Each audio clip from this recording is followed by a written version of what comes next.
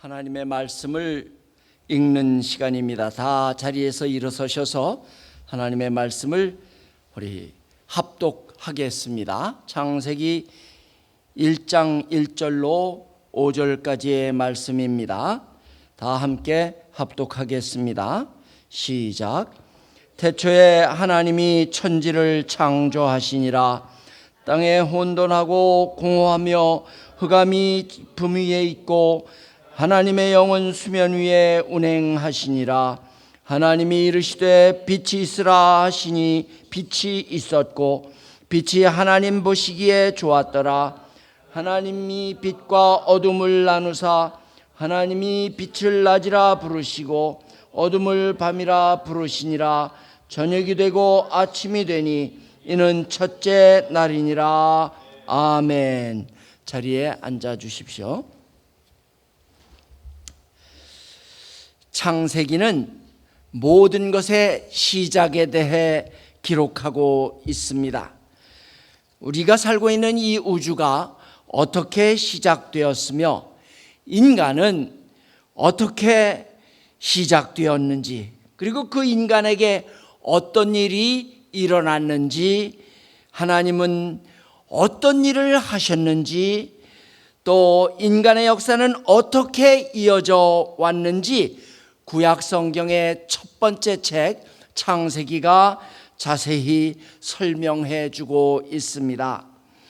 우리에게 이보다 더 중요한 사실은 없습니다.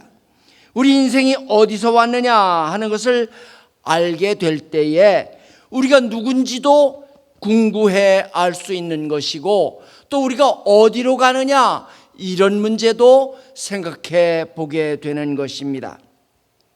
창세기 1장부터 11장까지는 모든 인류에 관한 말씀입니다. 그리고 창세기 12장부터는 우리가 아는 대로 하나님의 한 사람 아브라함을 택하시지요. 그리고 그의 후손들의 이야기가 쭉 기록되고 있습니다. 구약 성경이 말라기로 끝이 나고 신약 성경이 시작될 때까지 전 인류에 관한 말씀은 나오지 않습니다. 전 인류에 관한 말씀은 창세기 1장부터 11장까지 나오고 12장부터는 유대민족 얘기, 이스라엘 이야기가 쭉 나옵니다. 그리고 나서 신약 시대에 가서야 다시 온 인류의 이야기가 나오는 것입니다. 창세기 1장부터 11장은 우리에게 모든 인류의 생활과 인간 사회의 근원이 어떠했는지 가르쳐 주고 있습니다. 이 부분의 말씀은 그 범위가 너무 넓기 때문에 구구절절히 읽어가며 설명할 수는 없고, 그렇게 하려면 시간이 너무 많이 걸리고 이렇게 한 장 또는 몇 장 단위로 보는 것이 아주 이해하기에도 좋습니다. 오늘은 먼저 인간을 지으신 하나님에 대한 이야기입니다. 그리고 이제 2장 이후부터 3장, 특히 3장부터는 하나님이 지으신 인간 이야기가 나옵니다. 그런데 오늘은 온 세상과 인간을 지으신 하나님, 그 하나님에 대해 살펴보겠습니다. 하나님은 정말 계실까? 계시다면 어떤 분일까? 많은 사람들이 마음에 품는 질문입니다. 그런데 창세기 1장 1절은 말합니다. 태초에 하나님이. 이것은 굉장한 선포입니다. 이 창세기 1장 1절의 말씀은 오늘날과 같이 하나님이 제외되는 현실에서 참으로 중요한 의미를 지니는 것입니다. 성경은 논쟁을 하거나 따지거나 그러는 책이 아닙니다. 성경은 증명하려고 애쓰지도 않고 단순히 선언하고 있습니다. 단순하면서도 장엄한 말로 성경은 어두운 세상에 빛을 비춰주고 있는 것입니다. 태초에 하나님이. 이 말씀은 우리에게 처음부터 믿음을 요구합니다. 태초에 하나님이 계셨으며 그 하나님이 일하셨다는 것을 사실로 믿고 받아들이든지 아니면 불신하든지 그걸 믿지 않든지 우리는 결정해야 하는 것입니다. 태초에 하나님이 우리가 이성을 소유한 사람들이라면 이 말씀이 참 받아들이기 쉬운 말씀인 것을 알 수 있습니다. 태초에 아무것도 아닌 것이 라든가 태초에 공허와 혼돈이 그런 표현보다 태초에 하나님이 얼마나 더 받아들이기 쉬운 말씀입니까?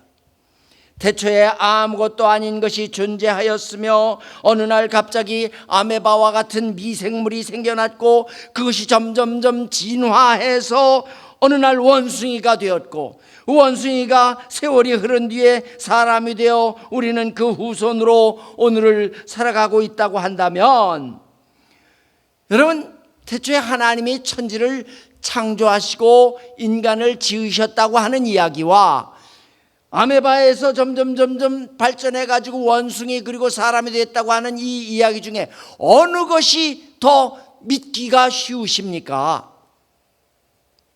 어느 쪽이 더 믿을 만하다고 생각하십니까? 태초에 하나님이 이 표현보다 태초에 아무것도 없는 데서 라는 표현이 정말 훨씬 더 받아들이기 힘든 표현인 것입니다. 아무것도 없는데 우린 뭐란 말입니까? 그렇잖아요. 물론 우리가 하나님을 논리적으로 증명해낼 수는 없습니다. 만일 우리가 하나님을 증명해낼 수 있다고 하면 우리가 하나님보다 더 위대한 존재가 될 것입니다.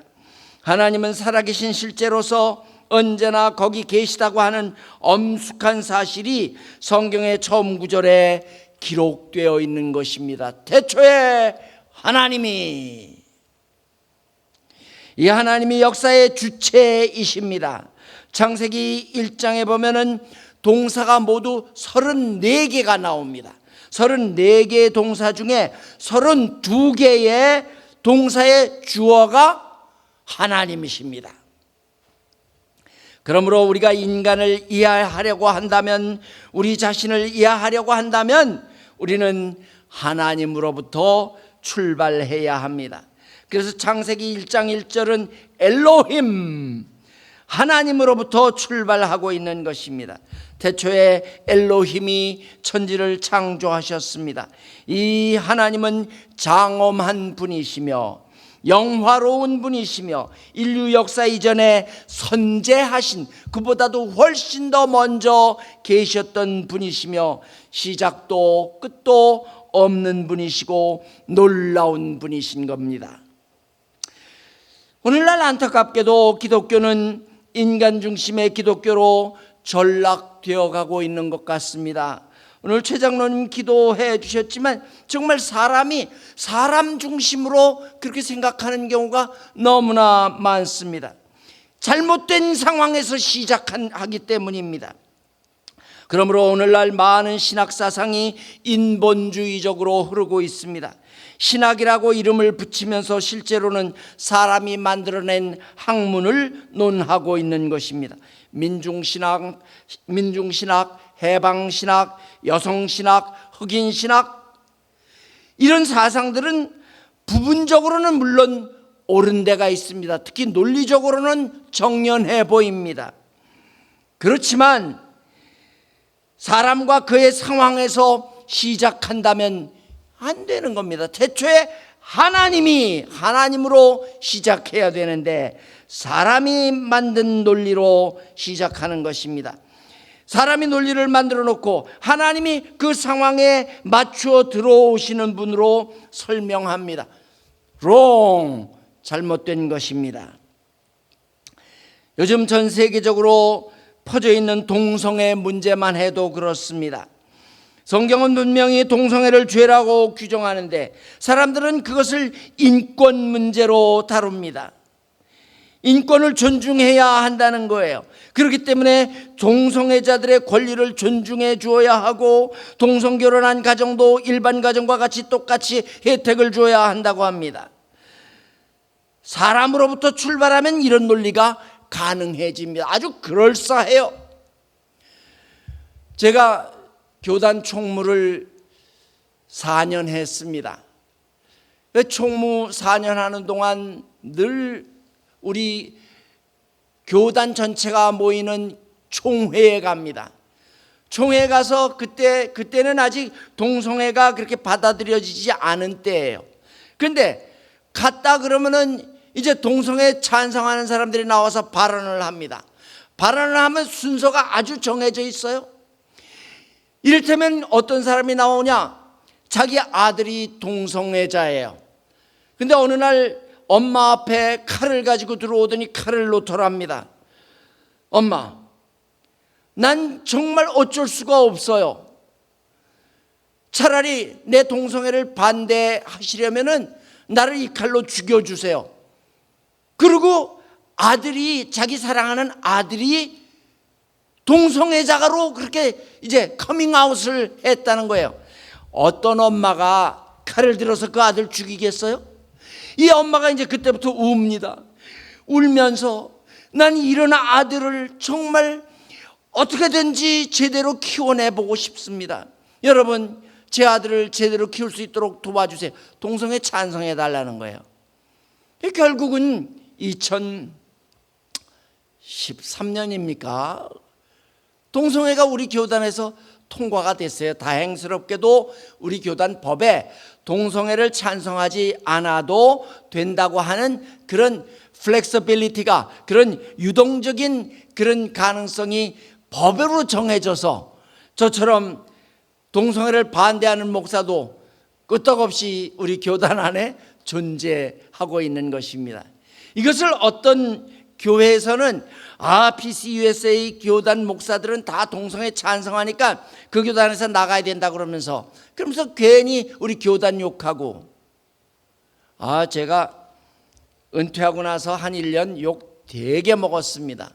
동성애 반대해서 자기들은 동성애 반대해서 교회를 나간다는 거예요, 교단을. 그런데 우리 교단 법에 반대해도 나가지 않아도 된다고 돼 있거든요. 그래서 그렇게 하는 거 아니다라고 제가 이제 그 위원회 위원장을 맡아가지고 말렸더니 신문에다가 욕을 쓰고 뭐 오죽하면요, 페이스북 제가 계정을 없애버렸어요. 그냥 페이스북에다가 제 욕을 드립다 하는데 어떡합니까? 그냥 딸한테 야, 이 계정 좀 닫아라. 없어요. 전 그 이후 지금까지 페이스북 그 뭔지 모릅니다. 우리는 하나님으로부터 시작해야 하는 것입니다. 이보다 중요한 일은 없습니다. 태초에 하나님이, 창세기 1장에서 하나님은 당신 자신을 창조주로서 말씀하고 있습니다. 그렇게 표현하고 있습니다. 또 말씀하시는 분으로 표현하고 있습니다. 그리고 공급자로서 우리에게 나타내고 계십니다. 창조주, 말씀하시는 분, 공급자. 창세기 1장이 말하는 이 세 가지를 오늘 함께 나누려고 합니다. 하나님이 창조주이심으로 우리는 피조물이며 따라서 피조물답게 행동해야 합니다. 하나님이 말씀하시는 분이므로 우리는 그 말씀을 듣고 하나님의 계획과 목적을 이해하고 순종해야 하는 것입니다. 또한 하나님이 공급자이시기 때문에 우리는 하나님을 의존해서 풍성한 공급을 받으며 살아가는 존재인 것을 알아야 합니다. 오늘을 살고 있는 현대인들은 이 세 가지 사실을 이해하고 느끼며 살 필요가 있습니다. 그리고 다른 사람들 앞에서 하나님의 이러하심을 나타내 보여야 할 책임이 있는 것입니다.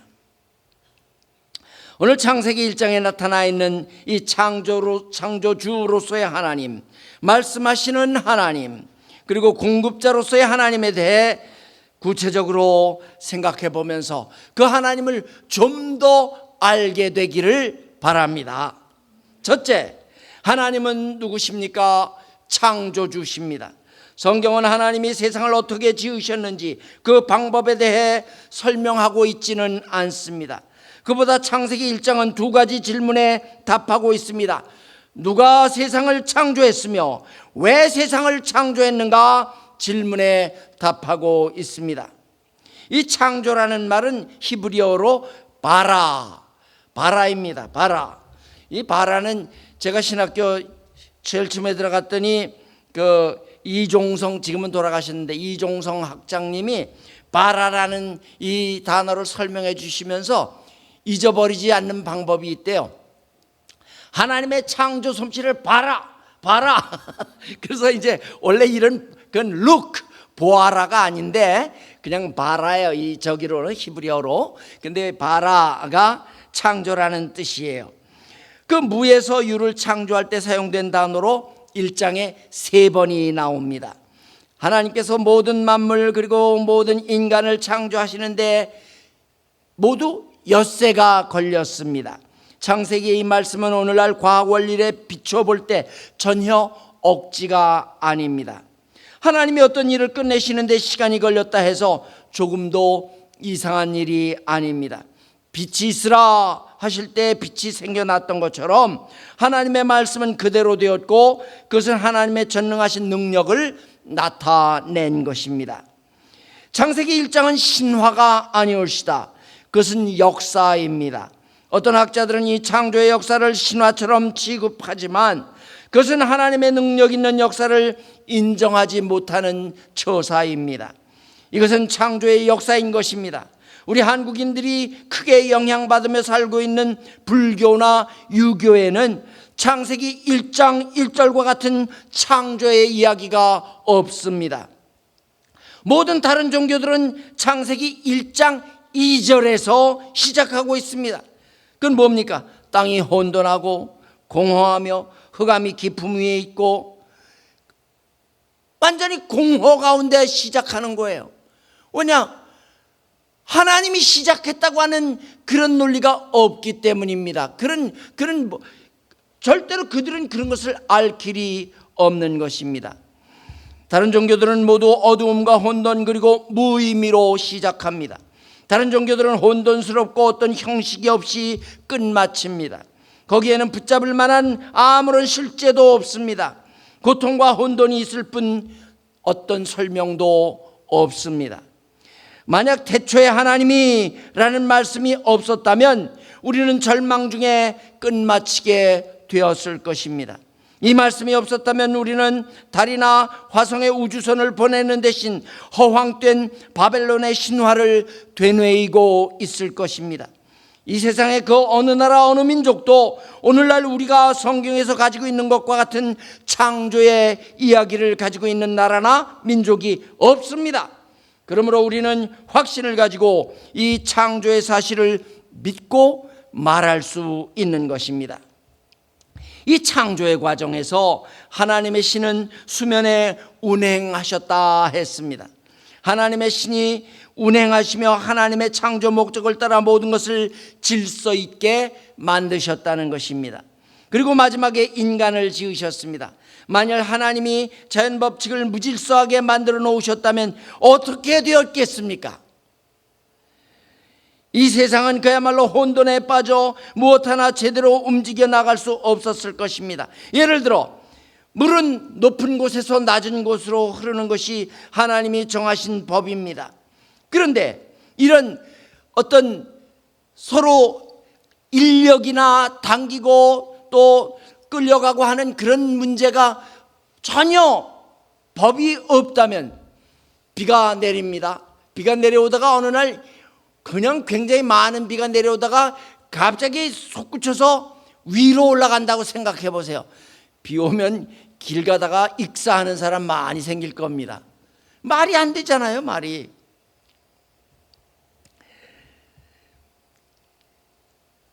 전에 어느 관광지 해변에서 파도가 역류하는 바람에 많은 사람이 상한 그런 역사도 있지요. 파도는 원래 이렇게 들어왔다 나가고 들어왔다 나가고 이게 파도의 법 아니에요. 그런데 갑자기 역류하는 파도가 생기면요, 사람이 속절없이 밀려 깊은 바다로 떠내려간다는 것입니다. 파도의 방향만 바뀌어도 우리 인생은 생명을 부지할 수 없는 것입니다. 대초에 하나님이 모든 것을 질서 있게 창조하셨습니다. 이 거대한 우주를 그렇게 만드셨습니다. 이에 비하면 우리 인간은 얼마나 보잘것없는 존재입니까? 그런데 우리는 이 모든 것을 마치 당연히 누릴 권리가 있어서 누리며 사는 것으로 착각하고 있습니다. 하나님께 정말 감사하며 살아 마땅합니다.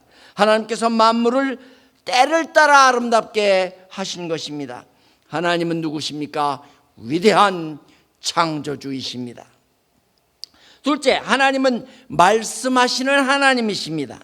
창세기 1장 1절에 나타나 있는 하나님은 침묵하시는 하나님이 아닙니다. 하나님의 말씀은 창조의 능력이 있고 능동적이고 살아있는 말씀입니다. 빛이 있으라 하실 때 빛이 생겨났고, 땅은 풀과 씨 맺는 채소를 내라 하셨을 때 그대로 되었습니다. 하나님은 혼돈, 이 카오스로부터 질서, 코스모스를 만들어내신 분입니다. 그리고 하나님은 인간을 위하여 인간에게 하나님의 목적을 이루며 살도록 말씀하셨습니다. 생육하며 번성하여 땅에 충만하라. 하나님은 오늘도 인간에게 말씀하십니다. 여러분은 그분의 말씀을 들으시는지요? 살아계신 하나님의 말씀, 그리고 육신을 입고 이 땅에 오셔서 우리 가운데 거하셨던 그 예수님, 그리고 그분의 말씀, 그분이 바로 이 땅에 33년간 사신 예수 그리스도이십니다. 그분이 오셔서 말씀을 남겨주셨고, 오늘도 우리는 그분의 말씀을 들을 수 있는 것입니다. 하나님은 설교자를 통해 말씀하시고, 성경을 통해 말씀하십니다. 새벽 예배를 통해 말씀하시고, 찬양을 통해 말씀하시고, 그리고 조용히 성경 묵상의 시간, quiet 타임을 가질 때 우리에게 말씀하십니다. 하나님이 여러분에게도 말씀하십니까? 그래서 그 하나님을 실감 있게 느끼며 그분의 음성을 들으며 살아가고 계시느냐는 질문입니다. 우리 하나님은 말씀하시는 하나님이십니다. 세 번째, 하나님은 공급자 하나님이십니다. 하나님은 여러 가지 다양성을 풍성하게 공급해 주셨습니다. 창세기 1장 4절에서 하나님은 빛과 어둠을 나누셨습니다. 7절에서 하나님은 위의 물과 아래의 물로 나누셨습니다. 우리에게 마실 물을 공급해 주셨습니다. 9절 10절에서 하나님은 물을 한 곳으로 모으시고 묻이 드러나도록 해 주셨습니다. 땅을 공급해 주시고 채소와 곡식을 경작하여 먹도록 하셨습니다. 땅은요, 땅 투기하라고 있는 게 아닙니다. 11절 12절에 보면 여러 종류의 채소를 공급해 주셨고, 14절 하나님은 낮과 밤을 나누셨습니다. 20절 물에 사는 생물, 즉 어류를 공급해 주셨습니다. 24절 생물을 그 종류대로 공급해 주셨습니다. 뿐만 아니라 하나님은 낮과 밤을 나누시고 계절과 한 해를 구별하게 해 주셨습니다. 만약에 낮과 밤의 구분이 없이 낮만 계속되거나 밤만 계속된다면 우리 삶은 언제나 얼마나 단조롭고 지루하며 힘들겠습니까? 계절의 변화가 없이 지구상의 모든 곳에서 한 가지 계절만 계속된다고 상상해 보십시오. 참 힘들 것 같습니다. 그래서 하나님은 계절의 변화도 주시고 기온의 변화도 주신 것입니다. 어저께인가요? 인터넷 보니까 어느 교육감이 학교 방문을 했답니다. 그때 마침 선생님이 이 지구본을 가지고 이제 뭐 교육하는 시간이 있었던 모양이에요. 그래서 교육감 선생님이 학생을 하나 지적하면서 이 지구본이 왜 기울어져 있는지 아는가? 그랬더니 제가 안 그랬는데요 그랬다. 그게 놀래가지고 교장 선생님한테 그 얘기를 했대요. 나 오늘 수업 참관하면서 학생한테 물었더니 이런 일이 있었다고 그랬더니 교장 선생님이 하는 말이 그거 사올 때부터 그렇게 돼 있었어요 그랬더니 아이고, 하나님이 다 그렇게 기울게 지으신 깊은 뜻이 있는데 그것을 모르면은 그런 반응이 나오는 것입니다. 사철이 분명히 있는 게 참 좋은 겁니다. 제가 4년 전에 애틀란타에서 겨울을 보냈습니다. 1년 2개월을 거기서 살고 왔는데 그해 겨울에 눈이 한 송이도 안 내렸어요. 그래서 제 그 생애에 눈 없는 겨울을 보낸 적은 딱 그 해 2018년 겨울 한 번 있었습니다. 근데 좀 뭐랄까 싱겁더라고요.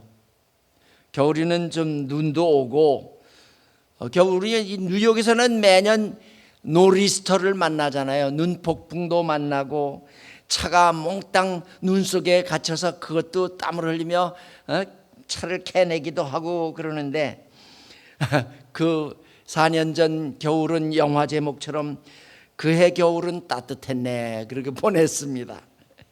참 무료한 느낌이 있었습니다. 창세기 2장 2절로 3절에 보면은 하나님은 일곱째 날에 안식하시고 그날을 복주시며 거룩하게 하셨습니다. 그래서 우리도 일주일에 하루를 쉬는 것입니다.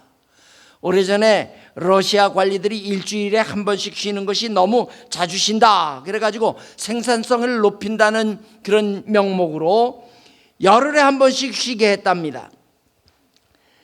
논리적으로 보면은 열흘에 한 번 쉬니까 더 일을 많이 해야 되잖아요. 많이 일하고 덜 쉬니까 생산성이 높아져야 되는데 웬걸요? 결과를 보니까 생산성이 더 내려갔다는 것입니다. 그래서 하는 수 없이 그들은 다시 1회에 하루씩 쉬는 것으로 제도를 바꾸었다고 합니다. 하나님이 창세기 1장에서 두 가지를 복 주셨습니다. 하나는 사람을 축복해 주신 것이고 다른 하나는 일곱째 날에 쉬시며 복 주신 것입니다. 성경을 자세히 읽어보십시오. 다른 날들은 저녁이 되며 아침이 되니 이는 첫째 날이니라, 저녁이 되며 아침이 되니 둘째 날이니라, 이런 표현이 나오는데 일곱째 날만은 끝이 없습니다. 무슨 뜻입니까? 이것은 우리 하나님의 백성들을 위하여 마련되어 있는 영원한 안식을 의미하는 것입니다. 우리는 하나님이 정해놓으신 삶의 리듬을 깨뜨려서는 안 됩니다. 이 리듬을 깨뜨릴 때 어떤 결과가 나올지 궁금하십니까? 그런 분들은 주일에도 쉬지 않고 일해 보십시오. 머지않아 육신의 중병이 들고 말 것입니다. 창세기 1장 29절로 30절에 보면은 하나님은 모든 인류를 위해 모든 생물들이 먹고도 남을 만큼의 충분한 음식을 공급해 주셨습니다. 그런데 지금도 지구 한 구석에서는 음식을 먹지 못해 죽어가는 사람들이 많이 있습니다. 우리의 동족 북한만 해도 핵 문제로 경제 제재를 받아서 많은 동포들이 고통을 당하고 있습니다. 굶어 죽는 사람들이 많다고 하는 그런 소식도 들립니다. 한편에서는 음식이 남아돌고 한편에서는 기아로 죽어가는 사람들이 생겨나는 것, 모두 인간의 욕심 때문이고 부의 분배가 불균형하게 되어 있기 때문입니다. 사랑하는 교우 여러분, 여러분이 믿는 하나님은 어떤 분이십니까? 하나님은 우리의 창조주이십니다. 우리에게 가까이 계시며 말씀하는 분이십니다. 그리고 하나님은 우리의 모든 필요를 채우시며 공급해 주시는 참으로 좋으신 분이십니다. 태초에 하나님이, 성경이 이와 같이 하나님으로 장엄하게 시작하고 있으므로 피조물은 우리 인간은 그 하나님 앞에 겸손히 엎드려서 하늘의 천군 천사와 구원받은 사람들이 부르는 노래를 함께 부름이 마땅한 일입니다. 그 노래가 기록되어 있는 요한계시록 4장 11절 말씀, 이 말씀을 함께 큰 소리로 읽도록 하겠습니다. 그리고 아멘으로 이 노래에 화답하시기를 바랍니다. 함께 읽겠습니다. 시작. 우리 주 하나님이여, 영광과 존귀와 영광을 받으시는 것이 합당하오니 주께서 만물을 지으신지라 만물이 주의 뜻대로 있었고 또 지으심을 받았나이다. 아멘. 기도하겠습니다. 참으로 아름다운 주님의 세계를 지으시고 인생을 만드신 창조주 하나님, 하나님께서 침묵하지 않으시고 오늘도 우리에게 친히 말씀해 주시니 감사합니다. 아침마다 광명한 태양을 어김없이 떠오르게 하시고 만물이 자라도록 비를 주시며 어두운 밤에도 달빛을 주신 것을 감사합니다. 우리가 살아가는 데 필요한 모든 것을 공급해 주시니 감사합니다. 매일 평범한 하루를 살아가지만 그 속에서 장엄한 하나님의 솜씨를 느끼며 살아갈 수 있도록 저희들을 깨우쳐 주시옵소서. 하나님의 임재를 느낄 뿐 아니라 하나님이 받으실 합당한 영광을 하나님께 돌리며 겸손히 살아가도록 도와주옵소서. 예수님의 이름으로 기도하옵나이다. 아멘.